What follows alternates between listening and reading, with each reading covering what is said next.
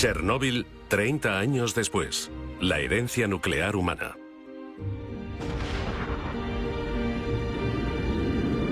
...1945... Las primeras bombas atómicas de la historia cayeron sobre Nagasaki e Hiroshima. Para horror del mundo, más de 170.000 personas murieron como consecuencia del ataque.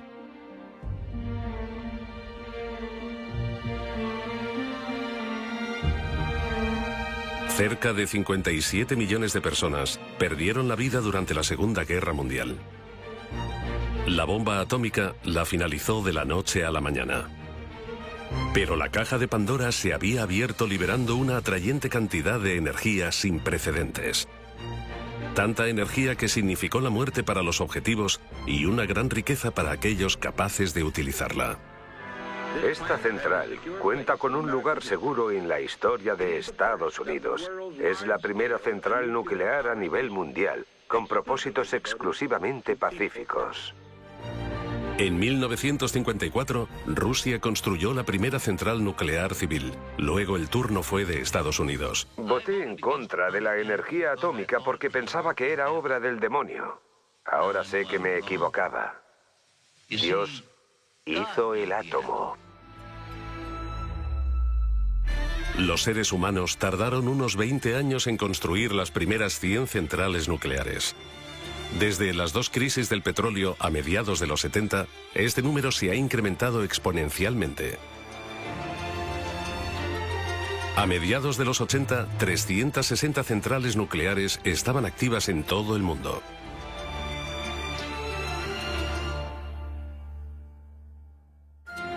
...26 de abril de 1986... un día que debe grabarse en la memoria colectiva de la humanidad. En el bloque 4 de la central nuclear ucraniana de Chernóbil se llevaba a cabo un simulacro rutinario de un apagón eléctrico.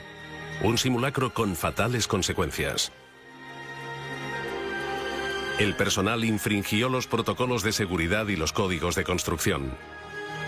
Como consecuencia, la presión del reactor de repente se descontroló.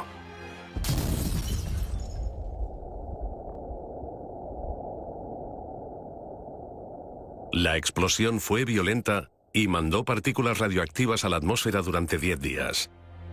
Fue la catástrofe nuclear más grande de la historia de la humanidad.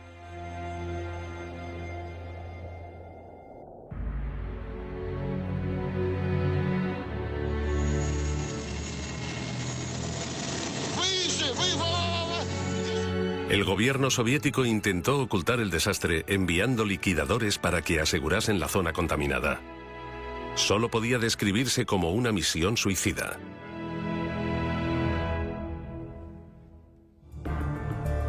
Las emisiones radioactivas acabaron llevándose la vida de muchos de ellos. Hasta el día de hoy, la zona de alrededor del reactor defectuoso sigue siendo una tierra baldía.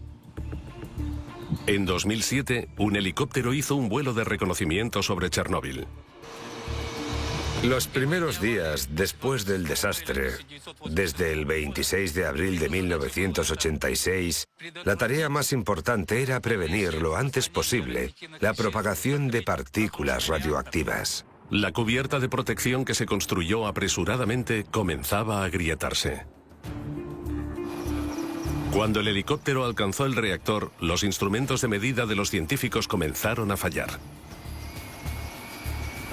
Había radioactividad en el aire. Se creía que había 180 toneladas de combustible nuclear radioactivo en el reactor. Enseguida quedó claro que la supuesta cubierta protectora corría peligro. Chernóbil sigue irradiando. A pesar de los accidentes de Chernóbil y Fukushima, las centrales nucleares siguen construyéndose en todo el mundo en gran número. Actualmente, más de 30 países tienen unos 400 reactores nucleares. En 2011, Alemania anunció la suspensión de sus centrales nucleares a pesar de mantener algunos de los niveles de seguridad más altos del mundo. Desmantelar centrales nucleares es un esfuerzo descomunal.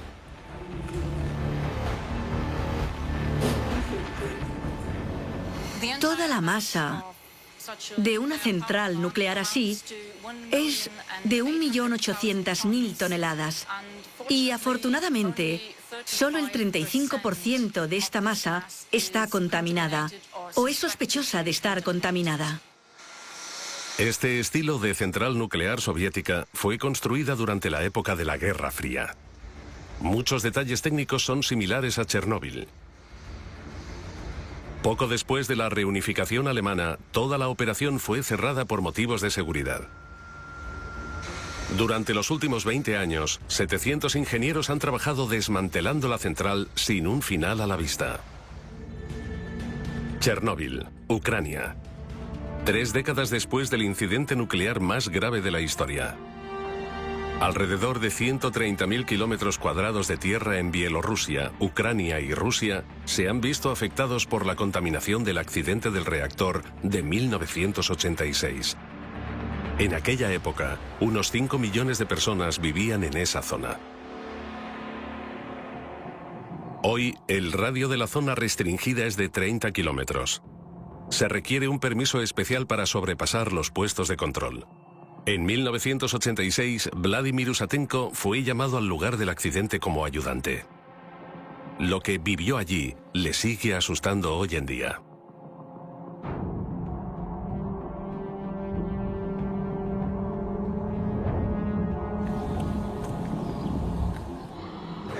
Cuando llegué, la situación daba miedo. Mientras que la población, 170.000 habitantes, se evacuaba apresuradamente, 300.000 soldados llegaban al lugar al mismo tiempo. Y yo era uno de ellos.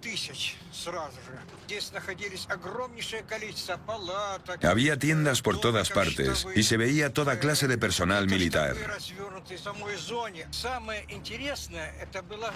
Tenía la impresión de que mis compañeros intentaban ocultar su miedo, expresando una euforia exagerada por el trabajo.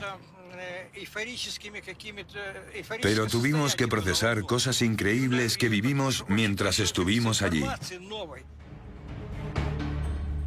Pero el fatal daño no podía ignorarse. De noche era diferente.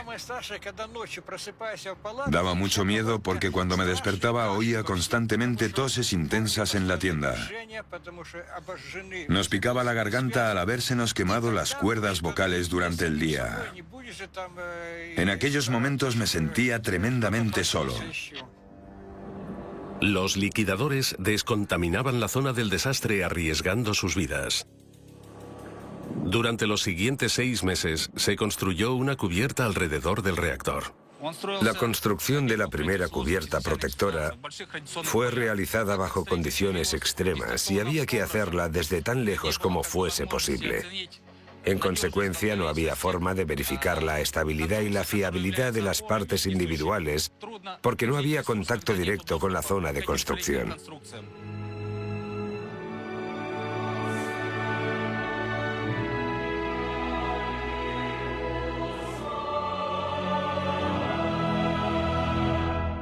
Aún así, rara vez la humanidad aprende de la historia.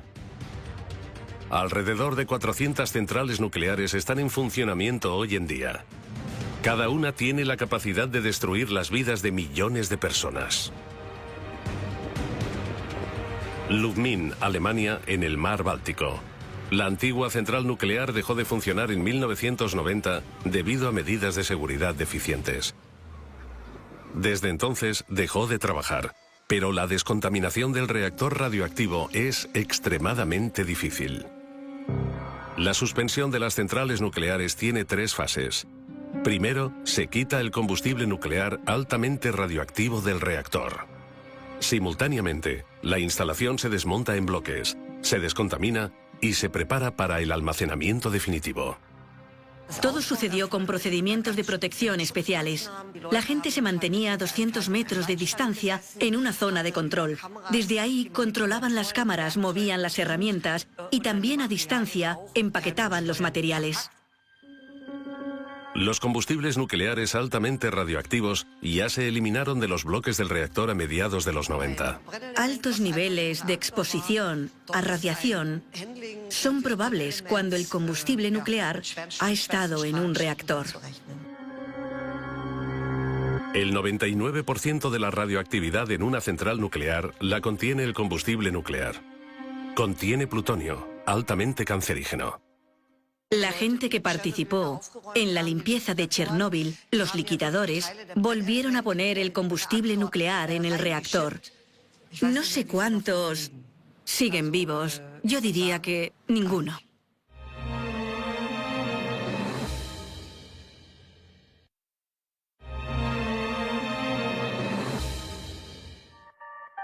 Poco después de la catástrofe, los expertos nucleares soviéticos intentaron descubrir qué cantidad de combustible nuclear altamente radioactivo seguía presente en el reactor.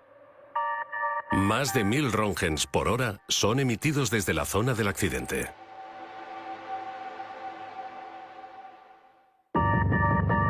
Se inició una expedición para calcular cuánto combustible quedaba en el reactor. Un cámara profesional, Sergei Koselev, amigo del liquidador Usatenko, se unió a esta misión con su cámara. Los niveles de exposición eran muy altos. No teníamos ningún dispositivo para medir la radiación. No te habría servido de mucho. El equipo de entonces no era muy bueno. A nadie se le ocurrió llevar uno. La primera expedición al núcleo del reactor del desastre sigue viva en la memoria de Koselev. Me pareció que llegaba a otro planeta. Todo era como lo que se ve en las películas de guerras nucleares. Todo eran escombros. Era obvio que el combustible nuclear se había derretido en la instalación y luego se había derramado por debajo del reactor, donde se había vuelto a congelar. Llamábamos a esos trozos de combustible nuclear congelado patas de elefante, porque era lo que parecían.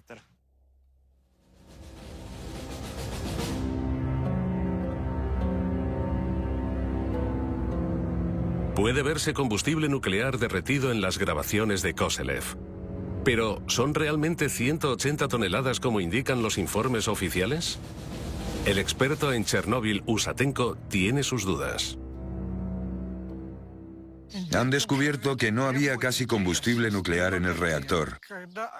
Así que el Organismo Internacional de Energía Atómica debe explicar por qué la catástrofe siempre ha sido minimizada. Según la versión oficial, solo se salieron el 4% de los materiales. Pero estudios demuestran que la contaminación fue más amplia de lo que pensamos. Así que no pudo ser solo un 4%. Creo que fue casi el 96%.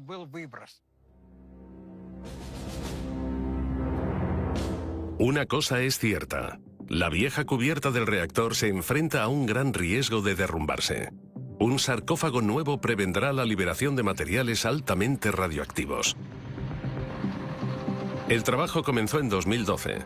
El coste de la construcción móvil más grande del mundo supera los 2.000 millones de euros. El proyecto fue financiado conjuntamente por Estados Unidos y la Unión Europea. Para llevar a cabo este proyecto, primero tuvimos que quitar 125.000 metros cúbicos de residuos nucleares. Escombros altamente contaminados de la explosión seguían en el suelo. Los altos niveles de radiación pusieron en peligro a los trabajadores e hicieron de este lugar de construcción el más peligroso del mundo. 5 instrumentos de medición de radiación miden los niveles de contaminación del lugar de construcción, 24 horas al día. Intentamos evitar que los trabajadores se expongan a niveles adicionales de radiación. Los cimientos, de 90.000 metros cuadrados, han sido un reto particular para los ingenieros, suponiendo casi un cuarto de los costes. Y el reloj no para. La vieja cubierta se está desintegrando más rápido de lo esperado. El viento y la lluvia lo derriban desde el exterior, mientras que el material radioactivo del núcleo está haciendo la construcción más quebradiza. La estabilidad de la vieja cubierta está en peligro debido a los procesos de disolución. cae lluvia y nieve, y como resultado la cubierta ya no puede cumplir con su función protectora de forma fiable. Una vez más, las personas arriesgan sus vidas para intentar controlar el reactor de Chernóbil.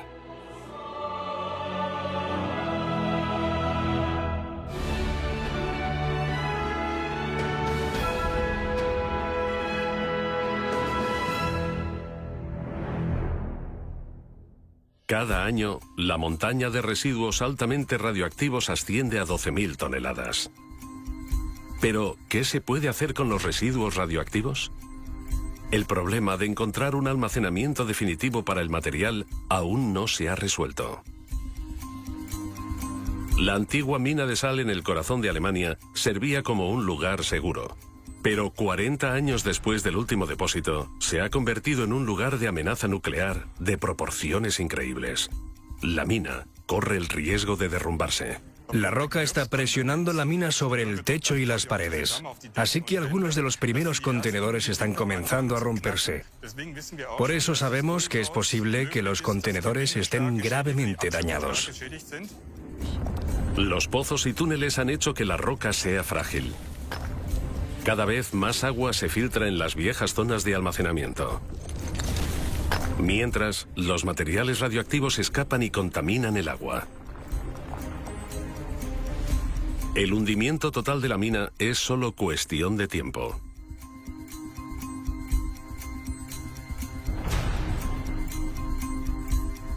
$126.000 barriles de residuos radioactivos deben ser rescatados de los túneles sellados.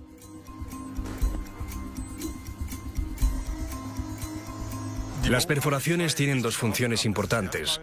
Nos permiten analizar la atmósfera de la mina. Hay que saber a qué nos atenemos cuando las abramos para la recuperación. ¿Hay un ambiente para la explosión? También sabemos que los fluidos contaminados liberan soluciones, lo que significa que los elementos residuales pueden fluir al exterior de la mina. Y así que debemos asumir, y eso hacemos, que los túneles ya no están intactos. Pero las perforaciones pueden dañar los barriles y causar más contaminación. Son un mal necesario porque nadie sabe qué está pasando detrás de los muros sellados.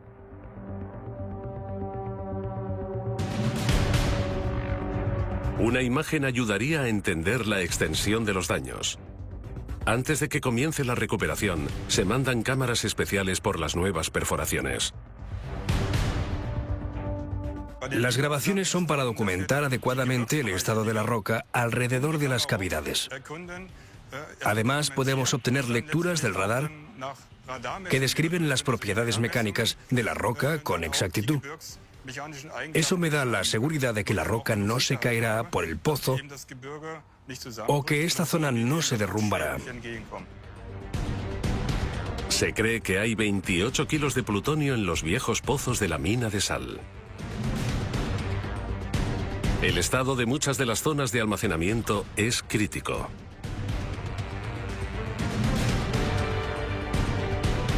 Pero cuando los planes de emergencia no funcionan y la roca se derrumba más rápido de lo esperado, la contaminación nuclear en esa zona, con tanta densidad de población, es inevitable.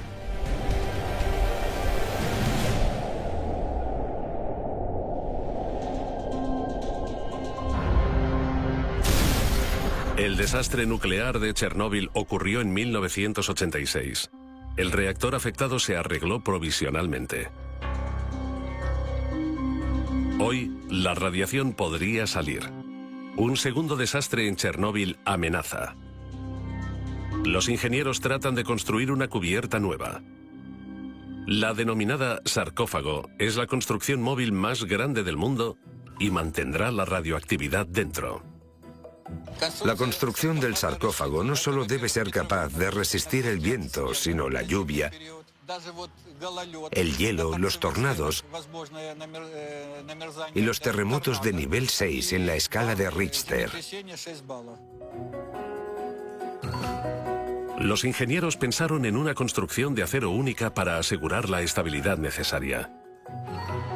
La estructura de la base pesa casi 29.000 toneladas. La radioactividad del lugar de construcción es aún 300 veces superior al nivel normal. El sarcófago se construye en 3 pasos. Los trabajadores no pueden trabajar por encima de los 30 metros porque la exposición a la radioactividad aumenta proporcionalmente con el incremento de altura. Intentamos compensarlo limitando los turnos.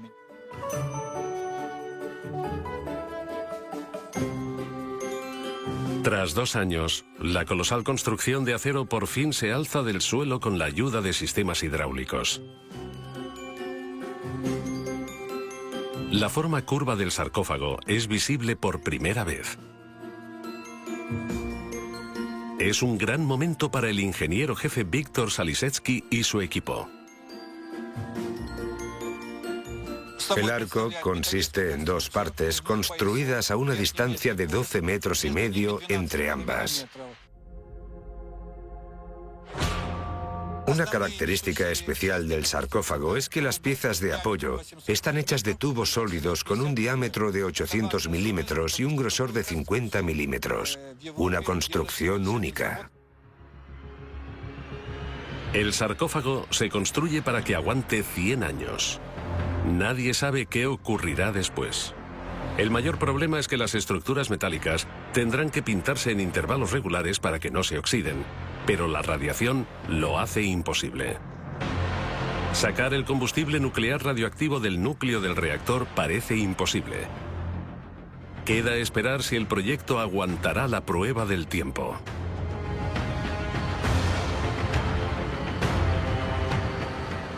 El nuevo sarcófago nos da la oportunidad de desarrollar nueva tecnología en los próximos 100 años y una estructura para un lugar de almacenamiento definitivo. El reactor se desmontará progresivamente bajo la cubierta protectora y los residuos radioactivos quedarán debajo permanentemente.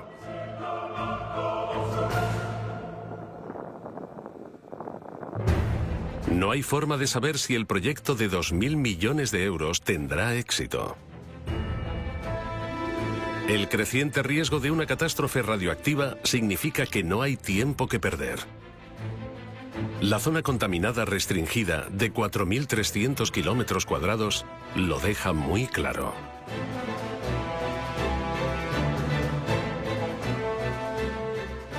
Los niveles de radiación actuales que emite el plutonio y los elementos transuránicos que se convierten en plutonio con el tiempo convierten esta zona en inhabitable durante al menos los próximos 1000 años.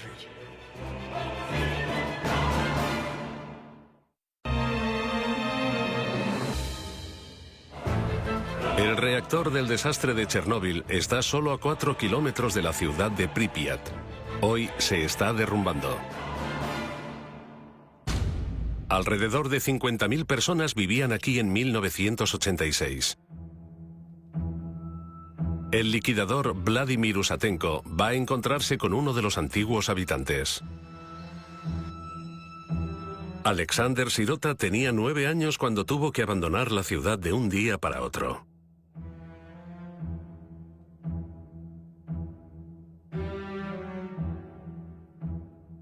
Fue sobre las 8 de la tarde del 26 de abril. A todos nos visitaron representantes del municipio y organizaciones de alquiler de pisos.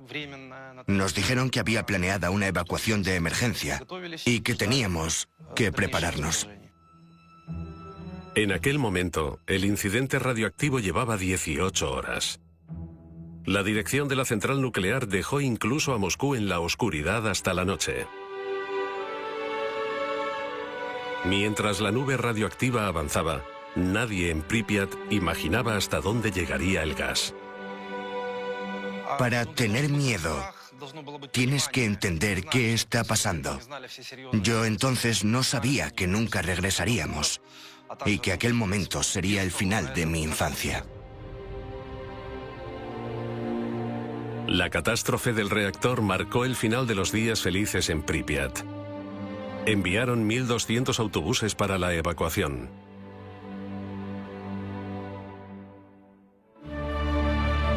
Los refugiados fueron enviados a albergues de emergencia, pero no eran bienvenidos en todas partes. La forma como nos trataron a los refugiados fue insufrible. Nos trataron como a marginados. Tenían miedo y nos rechazaban. A los habitantes no se les permitió volver a sus hogares. La evacuación temporal terminó en un adiós definitivo sin la esperanza de volver. Yo vivía aquí con mi madre. ¿Cuántos años tenías? Casi 10. Madre mía, casi 10. ¿Qué sentiste? Para nosotros era como un juego. No podíamos concebir irnos de la ciudad para siempre. A la población local se le permitió regresar unos meses después para recuperar posesiones valiosas de sus casas. Solo unos cuantos entraron en la zona restringida. El sentimiento de pérdida de sus hogares era muy grande. Así era nuestra casa. Este es el patio que estamos viendo. Apenas reconozco nada. Mira el patio entonces y ahora. La diferencia es abismal. Sí, la vegetación ha crecido. Mira lo densa que es ahora. Me sorprende. Cada año, la naturaleza reclama un poco más de la ciudad. Pripyat es como una cápsula del tiempo enorme desde 1986.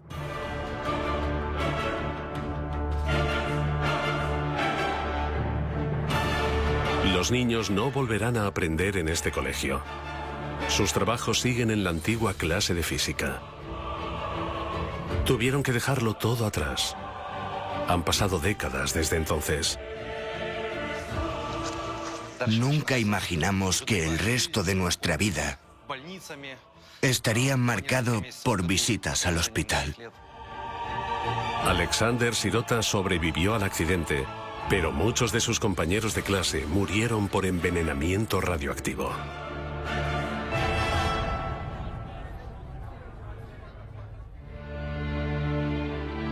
Tan solo queda una tierra baldía desolada.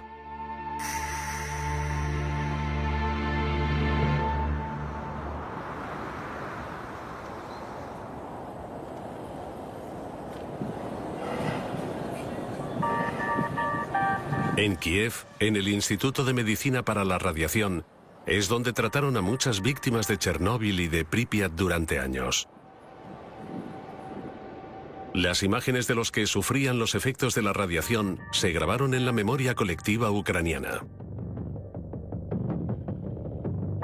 No hay células que protejan el cuerpo de una persona contra las infecciones si absorben una dosis mayor a 100 Roentgen. Es prácticamente letal. El nivel de exposición determina el alcance de los síntomas. Puede resultar en una muerte en minutos o en efectos secundarios menores a largo plazo. Miles de personas estuvieron expuestas a la radiación de Chernóbil. Muchos siguen siendo residentes del hospital a día de hoy. Fui uno de los 8 científicos que el presidente de la Academia Nacional de Ciencia envió a Chernóbil en 1986 para contener la propagación del polvo radioactivo. Muchos de los liquidadores no conocían todas las consecuencias de exponerse a la radioactividad. A otros no se les contó el verdadero alcance de la catástrofe. Teníamos muchísima sed y una sensación de ardor insoportable en la garganta. Cada 15 o 20 minutos teníamos que beber grandes cantidades de agua, si no el trabajo no habría sido posible. Los liquidadores cavaron apresuradamente un túnel mientras el agua fluía bajo el reactor y la masa, como lava, amenazaba con salir de las barras de combustible y del grafito. Lograron prevenir más explosiones que, según la estimación de los expertos, habrían hecho inhabitable media Europa. Muchos de aquellos héroes pagaron su heroísmo con sus vidas.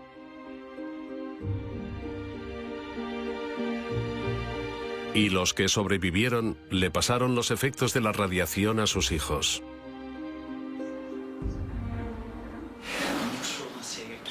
¿Qué le pasa a este joven? Tiene problemas en el páncreas. ¿Tiene los síntomas comunes? Sí, las muestras del hígado también tienen niveles elevados. El profesor Chumak sospecha que la causa es un cambio en los genes del paciente. Una sola base de ácido nucleico modificado puede cambiar los sistemas enzimáticos fermentados del cuerpo de tal forma que se convierta en menos resistente a diferentes influencias dañinas que provienen del medio ambiente. Los médicos atribuyen los síntomas directamente a la exposición a la radiación de sus padres en Chernóbil. Pero los efectos a largo plazo de la radioactividad son un problema global.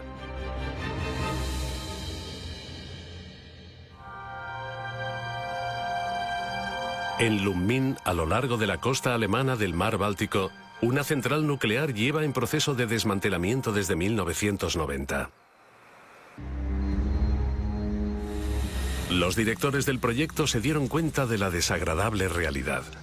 Estiman el coste en 4.000 millones de euros, mientras tropiezan continuamente con problemas nuevos. Cuando se planeó el desmantelamiento, el material radioactivo debía ser eliminado de la zona en 18 años. Se están tardando 25 años en limpiar solo el 70%. Según estimaciones no oficiales, el desmantelamiento completo tardará otros 40 años. El problema es que solo tenemos permiso para almacenar el material en los contenedores hasta 2039.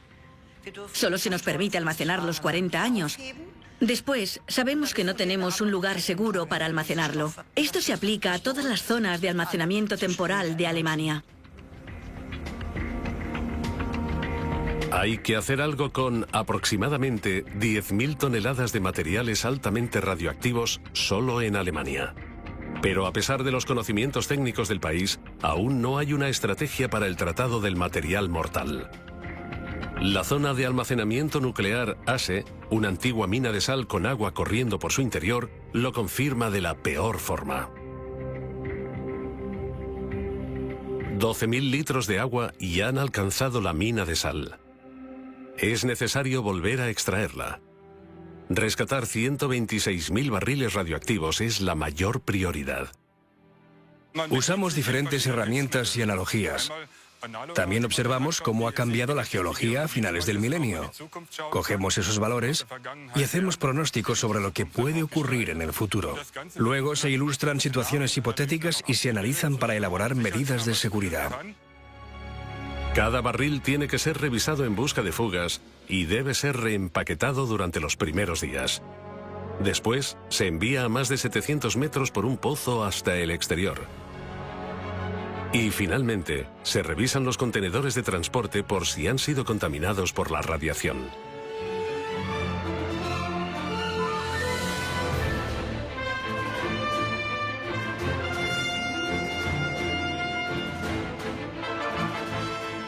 Es un proyecto muy grande. Este tipo de recuperación no se ha probado nunca. Aún así, corremos el riesgo de que la instalación se inunde más allá de nuestro control. Así que es importante tomar medidas de emergencia para minimizar los daños con respecto al medio ambiente y al público. Todo está todavía en el aire. Nadie sabe si la recuperación será posible. O si los peligrosos materiales se convertirán en un peligro incontrolado permanentemente. Para almacenar los barriles de forma segura, una vieja mina de hierro se está convirtiendo en una nueva instalación de almacenamiento definitivo. Las tuneladoras esculpen 850 metros de espacio de almacenamiento en el interior de la montaña. El pozo de Konrad es el único punto de almacenamiento definitivo que cumple los estrictos niveles de seguridad en Alemania. Geológicamente hablando, la diferencia es que el pozo de Konrad es una antigua mina de hierro donde solo se sacó hierro durante unos años, mientras que en Asse la sal se ha extraído durante décadas. La instalación ofrece 300.000 metros cúbicos de espacio de almacenamiento para residuos nucleares radioactivos medios. Para 2022 se espera que haya unos 600.000 metros cúbicos de residuos nucleares. Aprovechar viejas minas como instalaciones de almacenamiento no es nada nuevo. La idea ha fracasado una y otra vez. Se necesita una técnica nueva. Se necesitan incisiones rápidas y breves en la roca para impedir concentración a largo plazo en los pozos. El problema es que el concepto no es muy convincente. No hay punto de almacenamiento alternativo. Los residuos nucleares han sido almacenados temporalmente durante los últimos 40 años. Ese es un problema que tienen en común muchos países nucleares.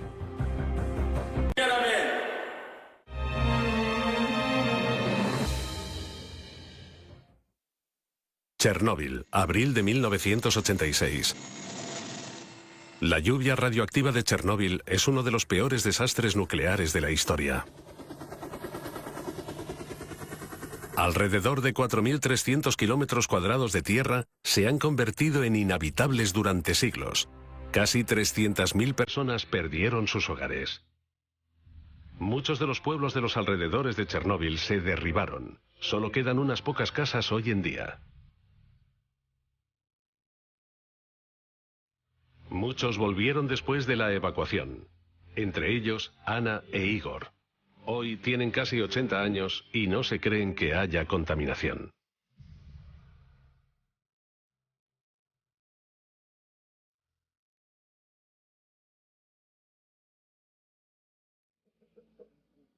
Aquí casi no queda radiación. Hace poco vinieron a comprobar los niveles. Midieron los niveles de los cerditos, de nuestra tierra, pero dijeron que todo estaba limpio. Igor tiene el tobillo mal. Se lo ha torcido hace poco. Todo lo que no pueden cultivar en su huerto cuesta mucho dinero.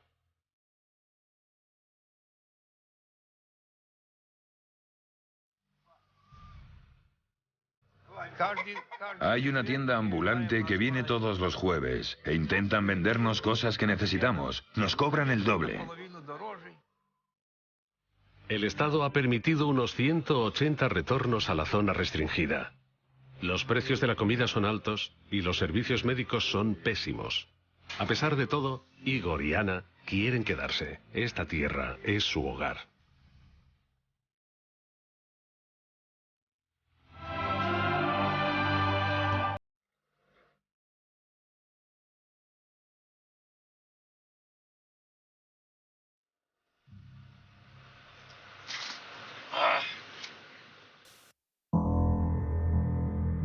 Ninguno de los antiguos habitantes de Pripyat ha regresado a su ciudad.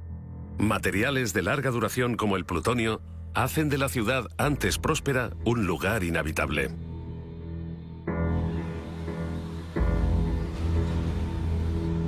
El experto en radiación Usatenko cree que las peores consecuencias de la catástrofe nuclear están por llegar.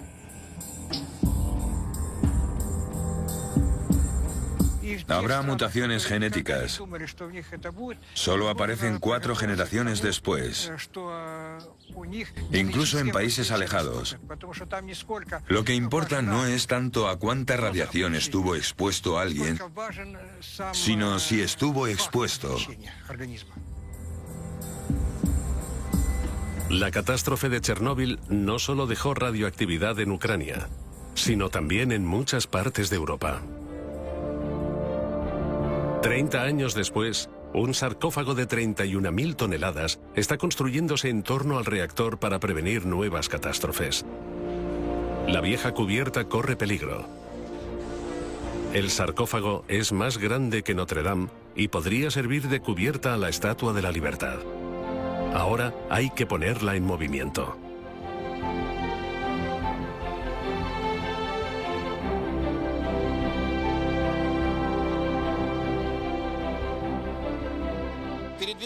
El movimiento tiene lugar con el uso de los trenes de sujeción que hay a cada lado del arco y que sujetan el sarcófago con los raíles. Debido a su considerable peso, el arco cobertor se montará por separado. Mientras la estructura de 2.000 millones de euros se pone en movimiento, el éxito de toda la misión pende de un hilo. Uno de los trenes de sujeción empuja la construcción, mientras que el otro tira de ella hacia sí mismo. De esta forma, la estructura tiene 4 trenes de sujeción para moverla con la mayor seguridad posible.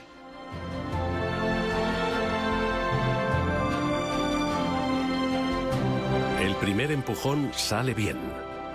Ahora hay que colocar la segunda parte del arco. Al mismo tiempo, el muro exterior de doble capa se completa lo más rápidamente posible. Finalmente, es necesario conectar ambos arcos. Solo entonces pueden ser colocados sobre el reactor del desastre.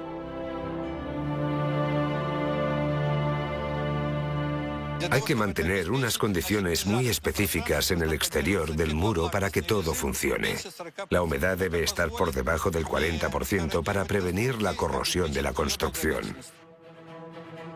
Las reparaciones y el mantenimiento no serán posibles una vez que el sarcófago haya llegado a su posición final sobre el reactor. La radiación sería demasiado alta.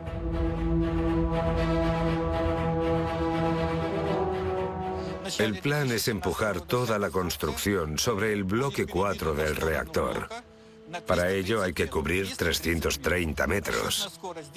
En el primer empujón, de 125 metros, alcanzamos una velocidad de 10 kilómetros por hora. Nos gustaría volver a alcanzarla esta vez. En cuanto el sarcófago se coloque sobre el reactor, cabe la esperanza de que la catástrofe de Chernóbil por fin esté bajo control. Al menos durante los próximos años.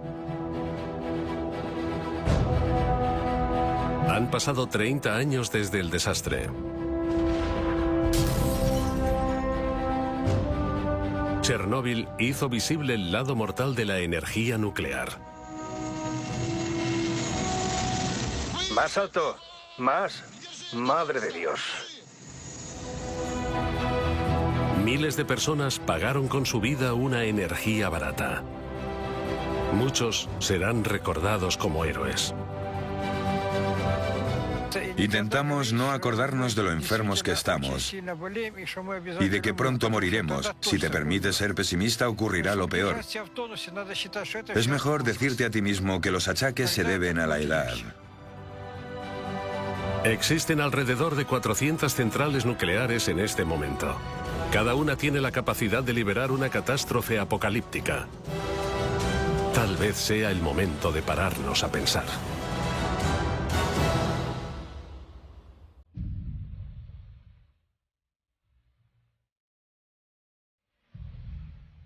En memoria de los héroes y víctimas del desastre de Chernóbil desde 1986 hasta hoy.